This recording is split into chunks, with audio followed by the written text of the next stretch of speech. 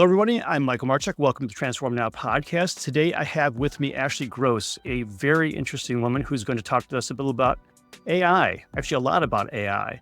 Ashley is an AI marketing strategist and a thought leader dedicated to empowering business through innovative AI-driven strategies. I love your bio. As a founder of an AI education company and a generative AI strategist for the Retail AI Council, she's passionate about making AI accessible and actionable for all organizations. Welcome, Ashley. Thanks for having me. I'm glad you're here. So, hereby you talked about the Retail AI Council. I know before we started this, we started talking about a number of other industries too, but what kind of work are you doing with the Retail AI industry and council, and where do you see that going?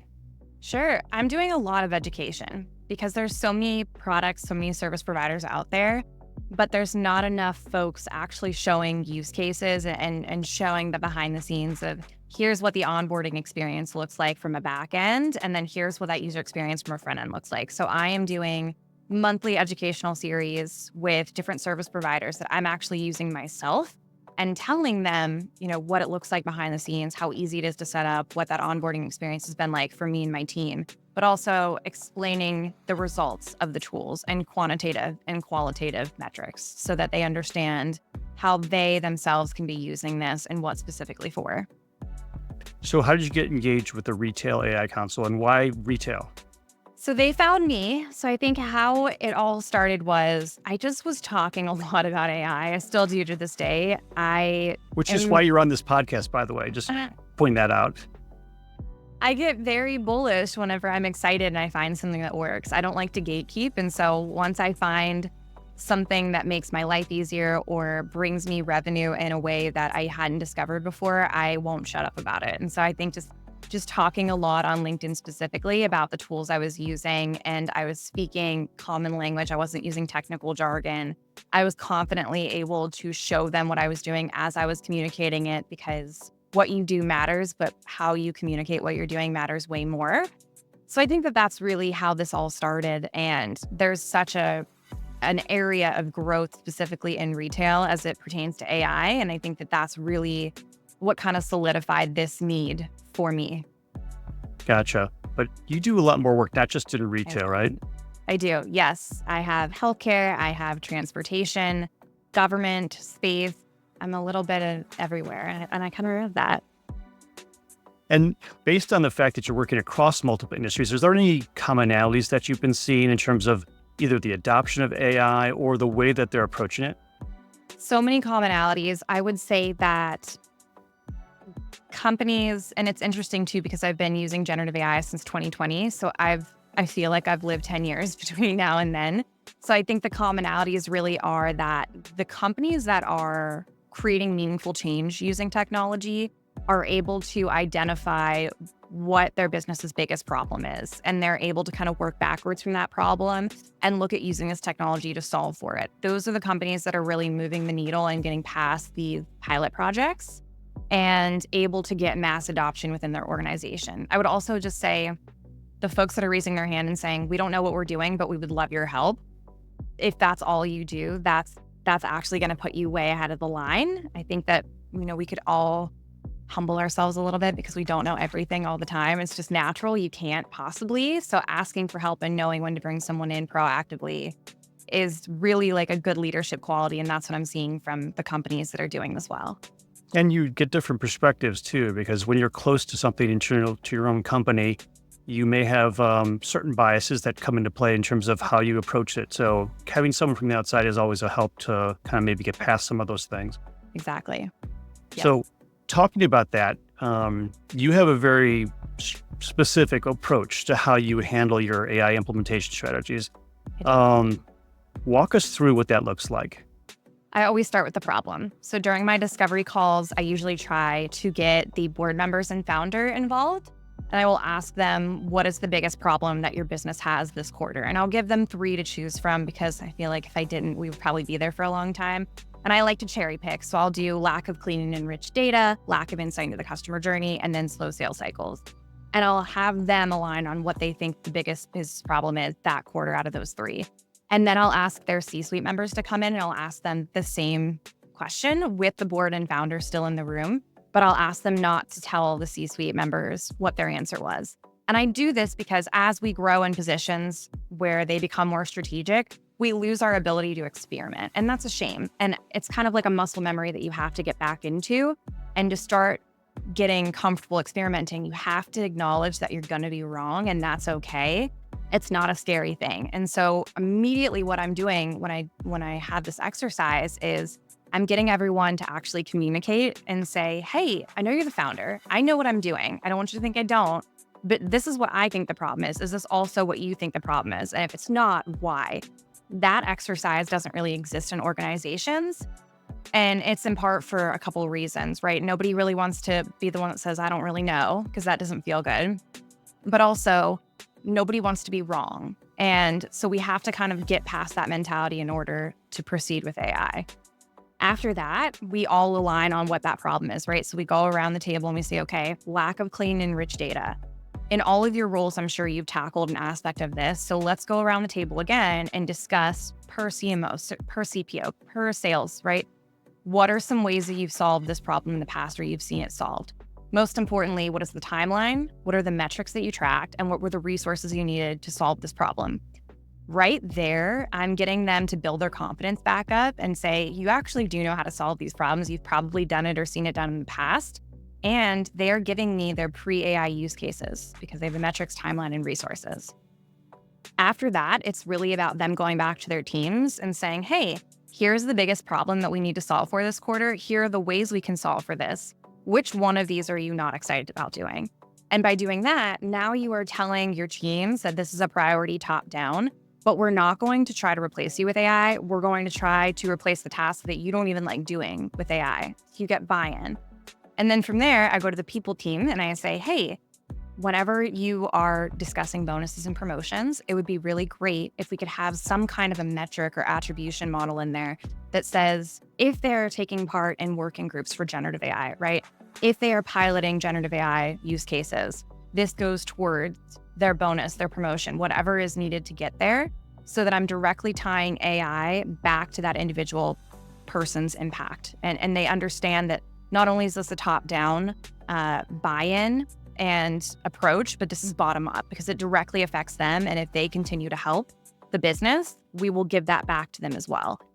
And then after that, it's really just meeting with them on a bi-monthly cadence and discussing how far along we came with those working groups. And of course, along the way, helping them vet the vendors, helping IT and InfoSec and all those wonderful departments have these conversations around governance. But that's really the gist of it. It's just aligning everybody and making sure the communication is solidified before doing anything else.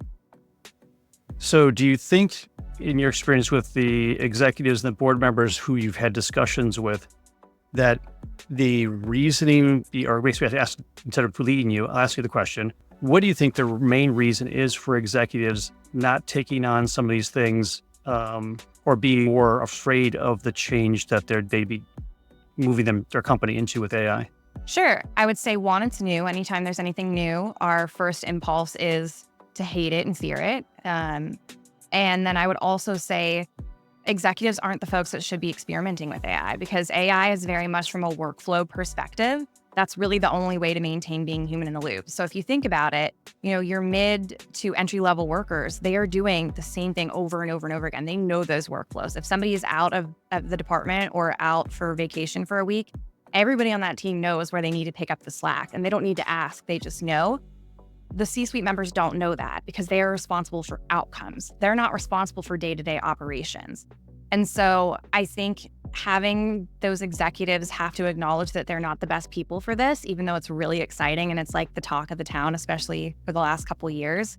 It's not for them to be experimenting for, it's for them to own, it's for them to initiate and track and provide budget for and resources, but it's not for them to experiment with. There's people in the organization that are looking for those bonuses, those promotions, those experiences that they too once craved. Those are your people that you need to be internalizing and being the champions in the organization because they know the workflows. So they know when this AI tool comes into this tech stack, how it's going to affect the workflow. And they can make sure that they handle that situation because ultimately that's going to be their job at the end of the day to own it and manage it. So if you have a C-suite executive saying, we're going to implement this tool into this tech stack, but they don't have to be responsible for anything that goes wrong with that, it's never going to work. You're always going to have friction. So you mentioned something. The executives are looking at the outcomes, and maybe you go down further in an organization, especially some large organizations. The outcome piece of it is kind of muddy because we have multiple business lines. There's 3 or 4 different product suites we have within each of those business lines. So all of a sudden, the work that I'm doing in the middle of the company kind of gets lost. That kind of why gets lost. But the executives have very firm grasp on where they want to go because they've got metrics that are associated to that specific business unit. How can executives translate those outcomes that they're looking for in a way that folks within the middle of an organization, especially against some of these larger organizations, can understand the reasoning and then become less fearless or become empowered to be able to do that? The best leadership folks that I work with on a daily basis, they might not know every tool in the tech stack. They might not know every process, every operation that's happening under them, but they ask questions and they're curious and they want to understand. They don't want a attribution dashboard on a monthly basis and then to present that to the board and that's it. They want to understand, hey, why didn't ads do well? What specifically did we run? What was that conversion look like? They're asking in-depth questions, and you could actually apply the same exact principle in reverse, right? Because whenever you have a problem, let's just take lack of insight into the customer journey. On an entry level, right, you're probably hearing complaints coming from content, and they're just saying content's not converting, but we think it's XYZ. Now, is the executive listening to that complaint and thinking, oh, this is going to bubble up and become a bigger problem? Absolutely not. They're just thinking it's a one-off complaint. It was a weird campaign. Something happened, has nothing to do with the outcome or a bigger problem. But then if you go to the mid-level employees, right, the mid-level employees are then probably complaining about something along the lines of, well, we have no idea why these customers are converting and form filling these assets. We have no idea why, but like one asset's doing really well, the other one's not. Again, you hear a little bit of complaints from mid-level, but nobody understands the bigger picture until, unfortunately, it bubbles up to a leadership level. And this is the part where the executives understand, because they're having to go to their board of directors and founders and say, well, marketing brought in this many leads and sales only closed this many leads. And sales is saying, yeah, but we have no idea how you even got those leads. So we have no idea how to nurture them and actually close them because we have no insights into how you got them in the first place. And then by the time that happens, it's usually too late. And the board's coming in, they're picking favorites. Executives have friction points at the top because they weren't listening to these little root problems coming up and bubbling up. They just waited until it was a huge problem that they could see right in front of them. And then they almost get like fear paralysis because they're like, I have no idea how this bubbled up so quickly and I have no idea how to solve it. So given that, how should executives be measuring the success or measuring the outcome for each of these initiatives that they have so that the folks within the middle of the organization can align to them? Because I know metrics, when it comes right to the top, is like, we need to increase sales by 40%. Great. That's my metric I have. I have sales 40%. Got it. And as an executive, you understand where your target is, but it's also a very nebulous target. How are we going to do that? How are we going to hit 40%? I know I need to get 40%. That's what my mandate is, but I really don't know how we're going to get there. And that how and that why slides down to the middle of the organization and kind of gets lost somewhere and then such. How can executives create an environment where metrics bubble up in a way that supports that executive level metric? I think that most executives feel confident when they can measure things. They love measuring things. That's why our attribution system has been broken for a very long time. You can't measure everything. And if you're focused on measuring everything, then you're not focused on the business and you're losing sight of the overall business's health. And at the end of the day, if the business isn't making money, nobody's got a job. So it doesn't matter if your department hit all their KPIs or OKRs. The business isn't doing well, and that's not going to save your job. So I think that throw away the attribution model is my first piece of advice. But then my second piece of advice would be, don't underestimate the power of automating tasks that your employees don't like. Because if they're spending their time doing work that brings them joy, then that's going to get returned to the customers that your business services, which is going to help your brand, which is going to help your overall upsell, cross-sell strategy. You get what I'm saying here? It's all a domino effect. And I think that we like to make things bigger and more complicated than necessary. And at the end of the day, it's what is working? Do we understand how we got these customers, how they converted, and why they decided to choose us as their client, as their service provider?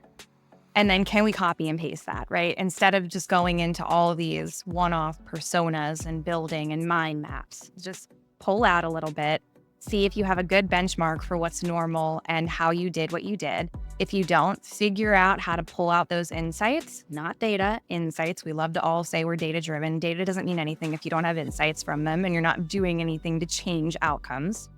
And then just copy and paste it. That's really it. But also, ask your middle managers, ask everybody in the organization, even if it's creating a Slack channel that says, pitches and proposals. Allow there to be a safe space for everybody to contribute ideas, even if it's not something that's in their lane, because most of the time, those are where the best ideas come from. It's folks that aren't within that department, that are not super close and married to the strategy in that department. They just see it from a different perspective. So a lot of organizations, especially larger ones, have inertia. They've been doing things for quite some time.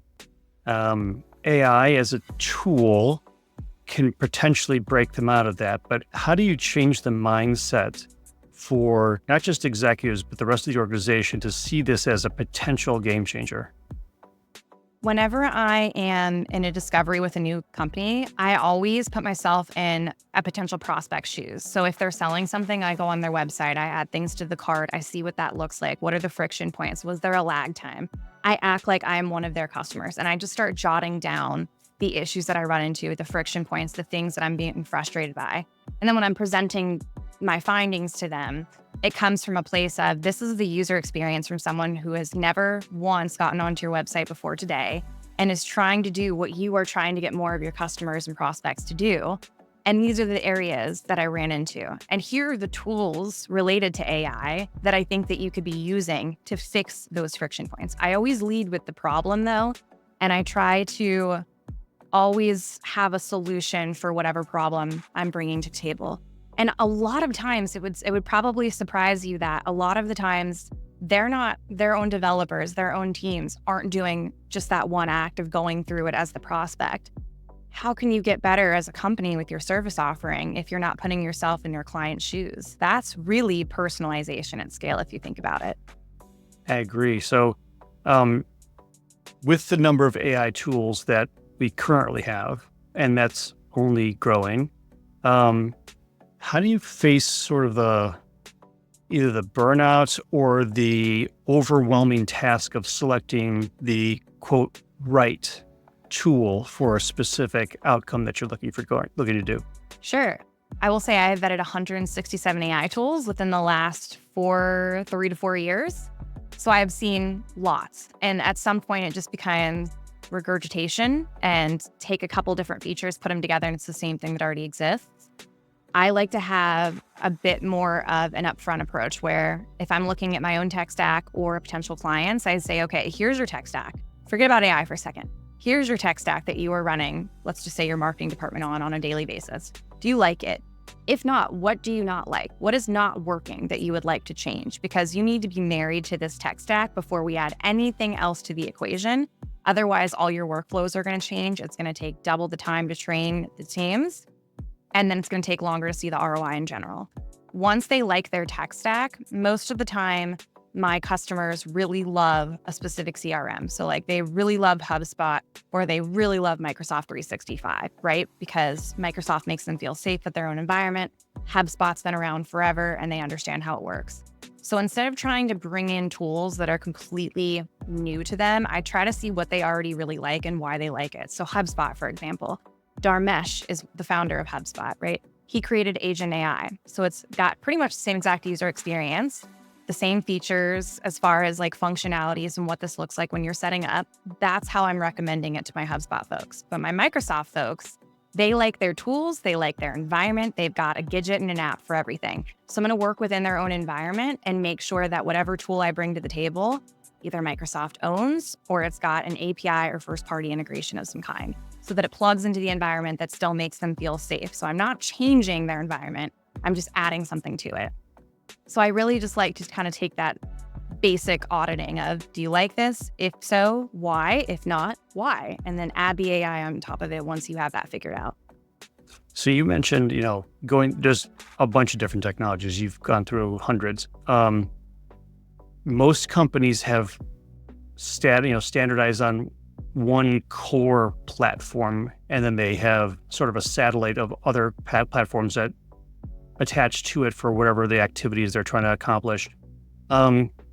Do you think we're working into a situation where we may become overly dependent on those tech stacks to the point where we are no longer looking at the problem of the customer may see, and maybe just looking at the problem that the tech stack is solving?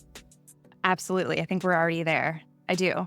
I think that we're naive to ever think that one size is going to fit all. We've seen this play out with e-commerce. We've seen this play out a million times with cloud providers. At a certain point in time, one monolithic system is not going to solve all of your needs.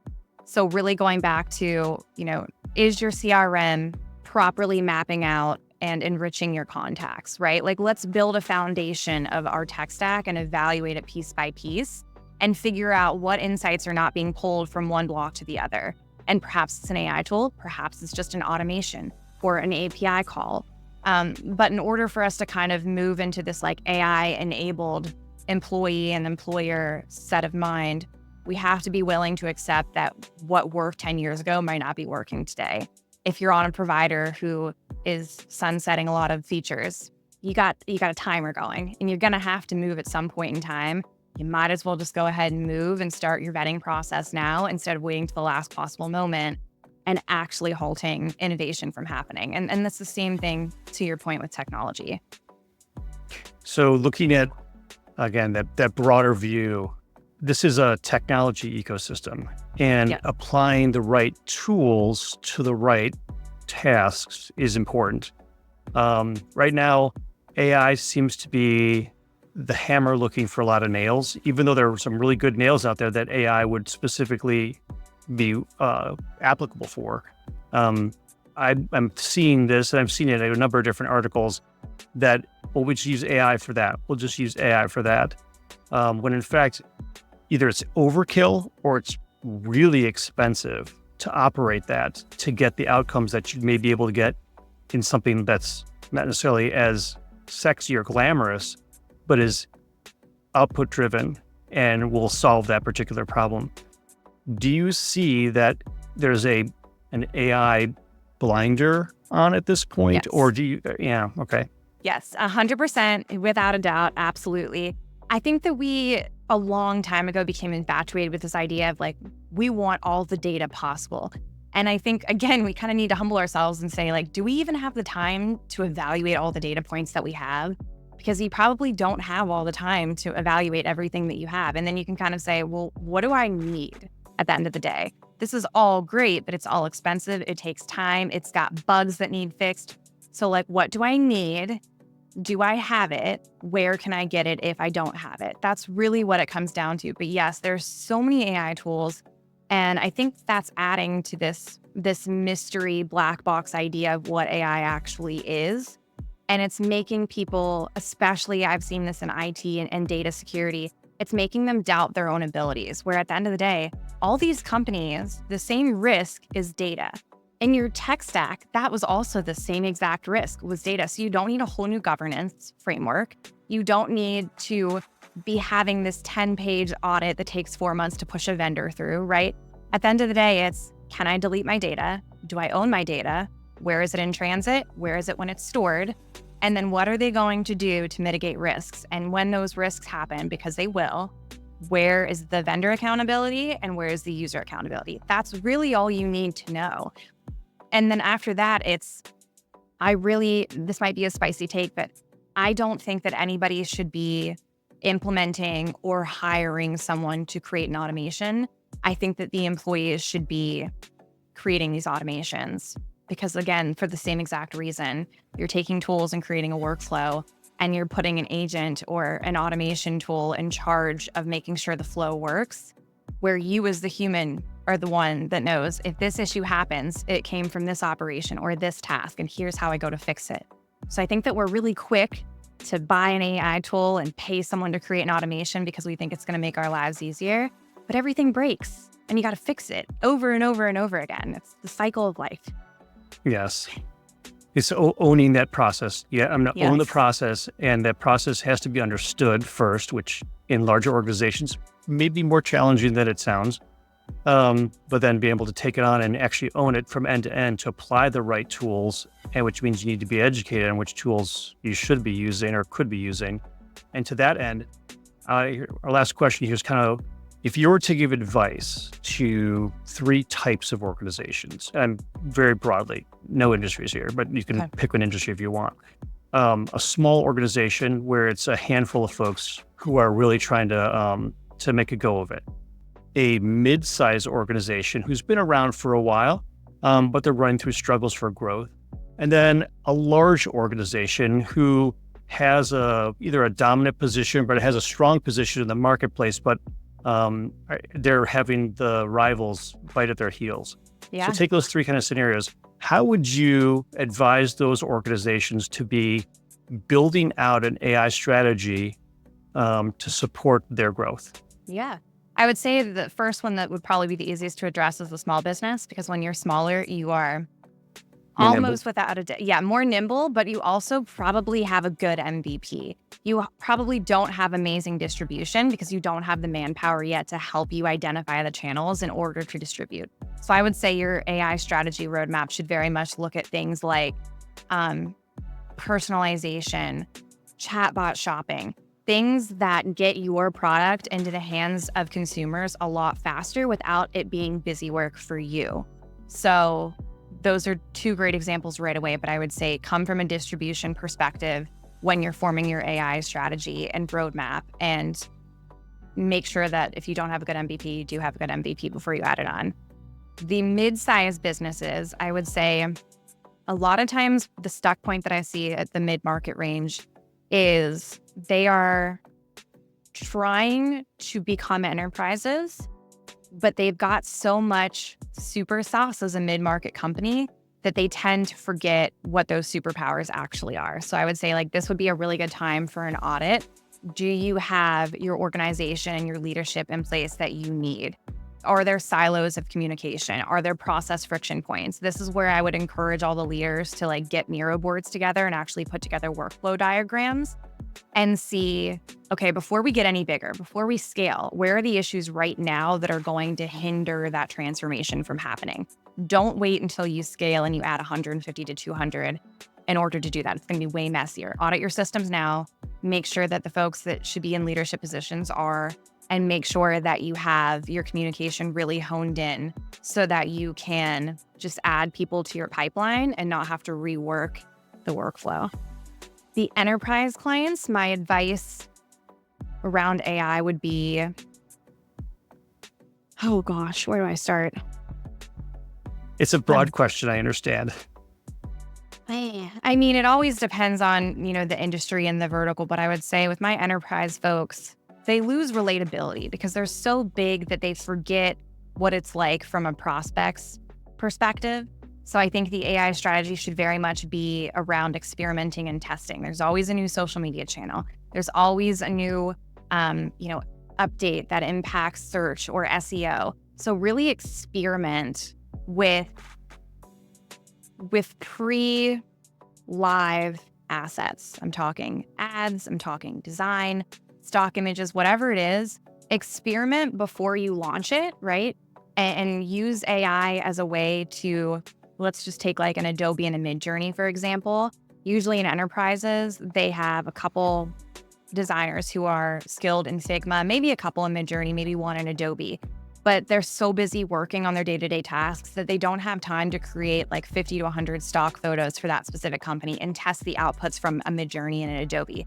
That is what I would encourage my enterprise companies to do with an AI strategy and building a roadmap, is look at what you've already been doing, look at the tech you've been using to do that with, and then try using AI to see if you get better quality or if he's got a perfect system already. But try to figure out a way to use this technology to create better outputs and more relatable outputs on an individual level with your prospects. That makes sense. That makes sense. Well, Ashley, thank you so much for joining us today. I really appreciate your insights, Yeah. and the conversation was fantastic. I appreciate you joining us today. Thank you.